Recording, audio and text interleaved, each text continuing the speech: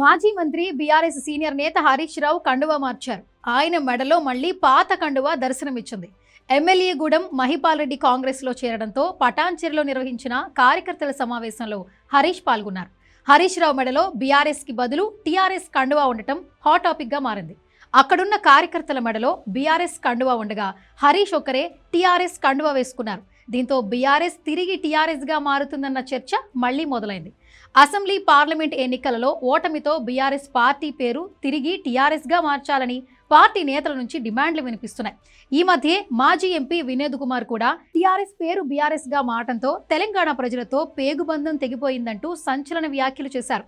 మాజీ మంత్రులు కూడా ఇదే విషయాన్ని చెప్తున్నారు. తెలంగాణ రాష్ట్ర సమితి పేరు ఎలక్షన్ కమిషన్ ఆఫ్ ఇండియా 6 ఏళ్ల పాటు ఇతరులకు కేటాయించకుండా ఫ్రీజ్ చేసినట్లు తెలుస్తోంది. బీఆర్ఎస్ ను తిరిగి టీఆర్ఎస్ గా మార్చాలంటే ఎన్నికల సంఘం అంగీకరించాల్సి ఉంటుంది. పేరు మార్పు కోసం పార్టీ నియమావళిని సైతం మార్చాల్సి ఉంటుందని సమాచారం. ఇప్పటికీ ఈ దిశగా చర్చలు ప్రారంభమైనట్లు సమాచారం అందుతోంది. ఇలాంటి పరిస్థితుల మధ్య హరీష్ మెడలో కండువా కొత్త చర్చకు కారణమవుతోంది. బీఆర్ఎస్ మళ్లీ టీఆర్ఎస్ గా మారనుందా? హరీష్ అదే సంకేతం ఇచ్చారా? బీఆర్ఎస్ కండువాకి బదులు టీఆర్ఎస్ కండువా వేసుకోవడం వెనుక ఆంతర్యం ఏమిటనే డిస్కషన్స్ మొదలయ్యాయి. పొరపాటున కండువా వేసుకున్నారా, లేక కావాలనే వేసుకున్నారా?